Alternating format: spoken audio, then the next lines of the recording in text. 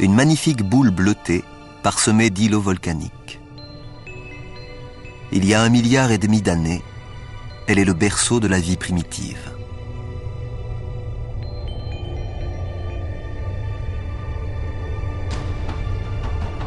Au cours des millions d'années qui suivent, les îlots commencent à se déplacer.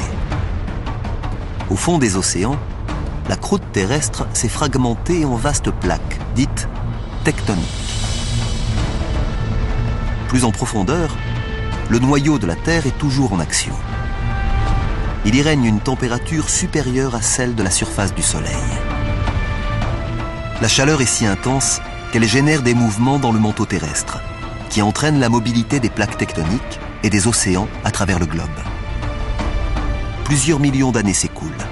Vue en accéléré, notre planète paraît active, changeante, en un mot, vivante. 400 millions d'années plus tard, un vaste continent se forme, Rodinia.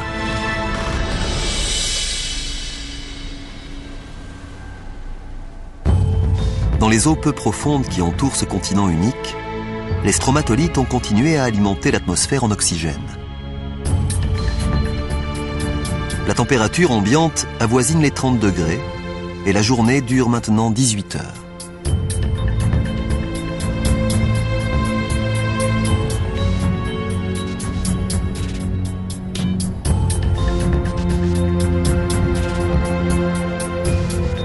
Mais cette planète ressemble davantage à Mars qu'à la Terre. Pour voir émerger la vie, il nous faut encore avancer dans le temps.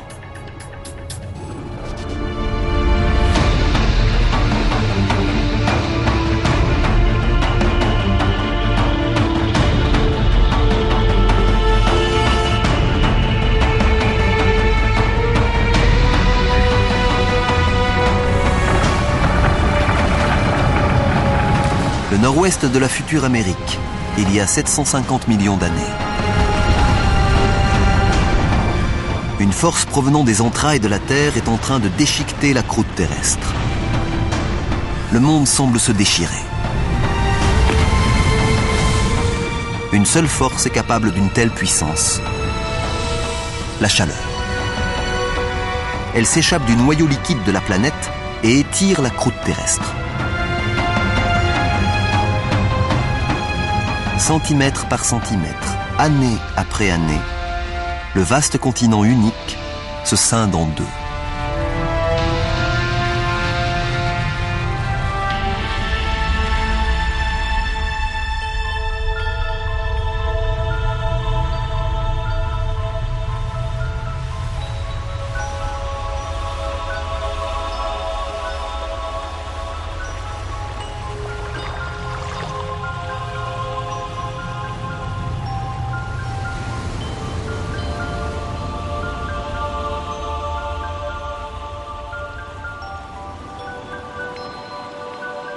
Cette activité géologique intense a engendré d'innombrables volcans.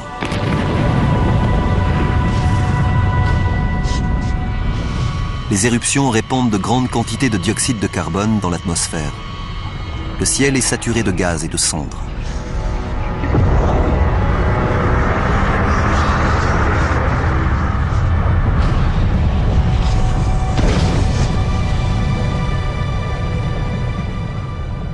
Au contact de l'eau, le dioxyde de carbone donne des pluies acides. À la surface de la Terre, la roche, très exposée en cette période d'activité géologique extrême, s'imprègne du gaz carbonique charrié par les pluies acides.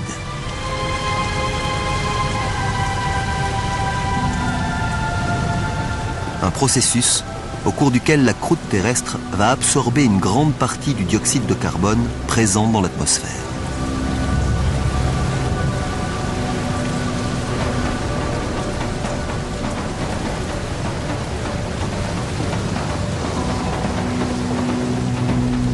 Le déficit de gaz carbonique dans l'atmosphère empêche la planète de retenir la chaleur du Soleil. En l'espace de quelques milliers d'années, la température du globe chute jusqu'à moins 50 degrés.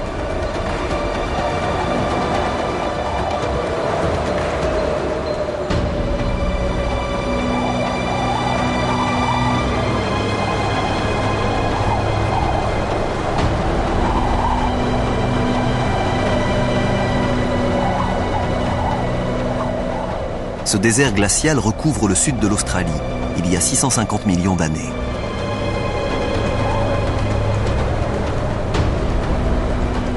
Il témoigne d'une phase que certains scientifiques appellent la Terre boule de neige, au cours de laquelle la planète aurait connu la plus longue période glaciaire de son existence. Une épaisse couche se forme. Rien ne peut l'arrêter.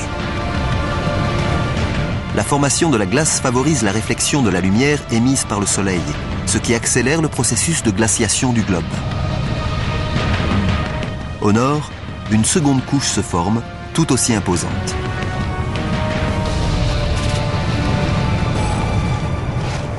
Deux calottes glaciaires se propagent à partir des pôles pour se rejoindre au niveau de l'équateur.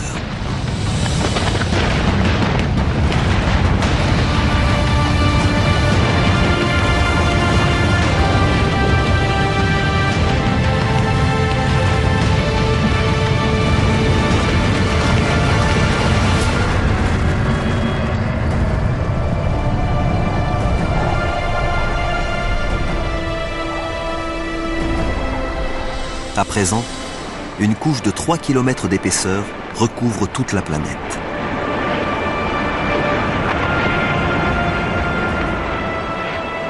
La Terre a d'abord été une boule de feu. Désormais, c'est une boule de glace. La chaleur et la lumière solaire sont réfléchies vers l'espace.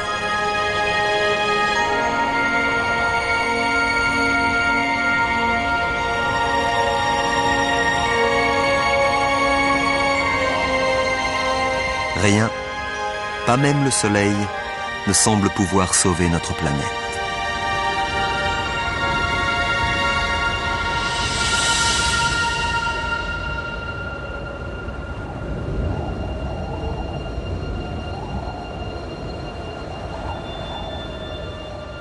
La Terre est une gigantesque boule de neige. Il y a 635 millions d'années, la glace recouvre le globe pendant près de 15 millions d'années. Mais rien n'est éternel et la Terre va se réchauffer. La vie aura-t-elle survécu? La surface du globe est gelée, mais son noyau est toujours plus chaud que la surface du Soleil.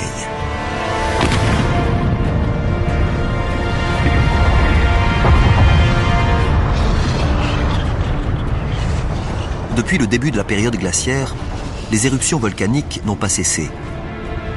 Mais elles n'ont eu aucun impact sur la couche de glace.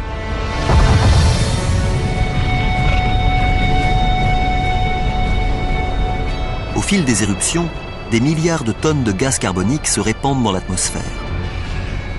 Avant la grande glaciation, la roche de la croûte terrestre en absorbait la plus grande partie. Mais maintenant que le sol est recouvert de glace, le gaz se répand dans l'atmosphère.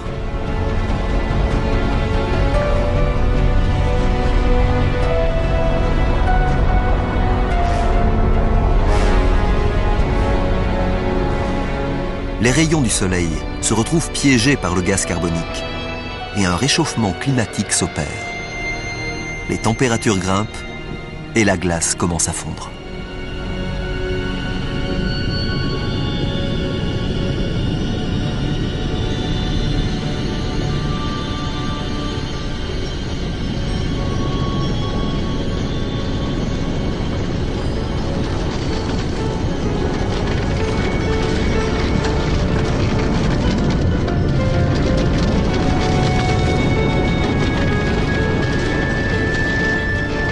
Les scientifiques supposent qu'au cours de cette longue période glaciaire, le poids de la couche de glace a affaissé la croûte terrestre. Lorsque la calotte glaciaire se met à fondre, le sol tend à se redresser, se fragilise et laisse émerger de nombreux volcans. Le dioxyde de carbone libéré par les volcans contribue au réchauffement global.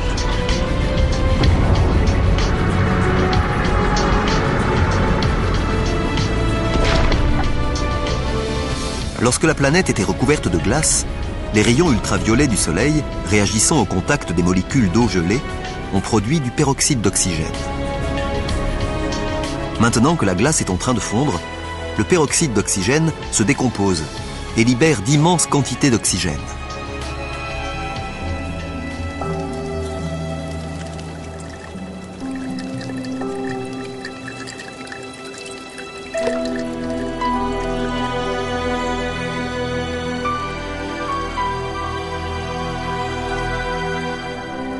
Avec autant d'eau, les conditions propres à l'émergence de la vie sont idéales.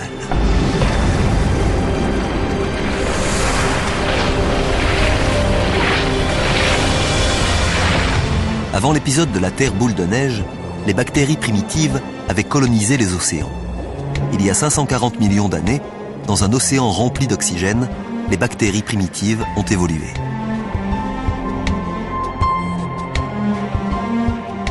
Une faible quantité a survécu à la glaciation, car le fond marin est couvert de plantes. Mais ce n'est pas tout.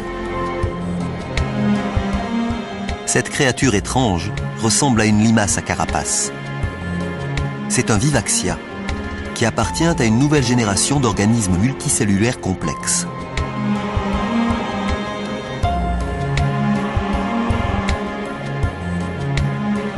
Nous entrons dans l'une des périodes les plus dynamiques de l'histoire de la Terre, celle de l'explosion cambrienne. L'augmentation du taux d'oxygène permet aux créatures d'accroître leur masse et de développer un squelette osseux. Il y a des vers, des éponges, et ces créatures mobiles, des trilobites. Ce sont de lointains ancêtres des insectes, des homards et même des scorpions.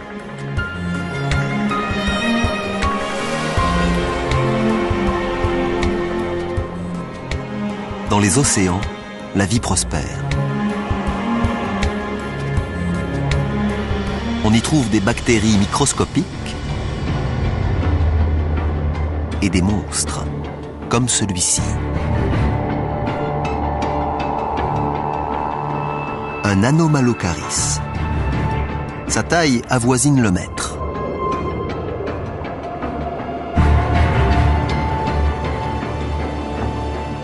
Il dispose de grands yeux, de dents acérées et de membres antérieurs.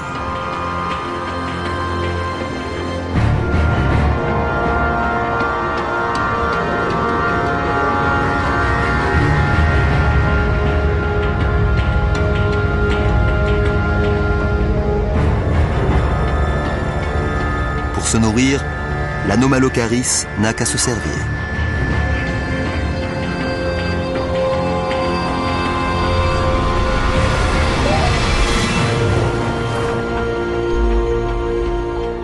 Le trilobite est incapable de se rétablir. Sa carapace ne protège pas son abdomen.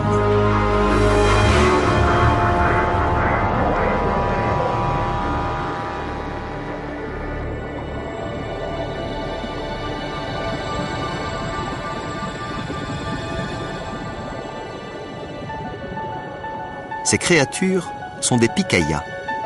Elles mesurent 5 à 6 cm de long et sont vraisemblablement les précurseurs de la branche des vertébrés. Après des millions d'années d'évolution, cette structure primitive aboutira au squelette qui nous permet de nous tenir droit.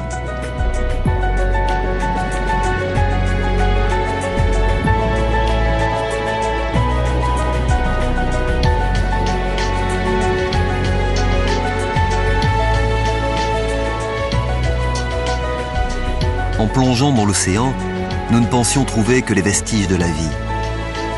Mais nous avons découvert un monde prospère et vivant, colonisé par les trilobites et autres Anomalocaris. Petit à petit, les créatures prennent des formes familières.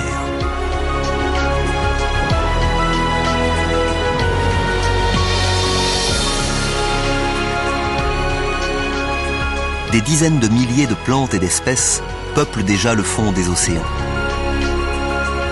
Cette fois, l'offensive de la vie semble inéluctable.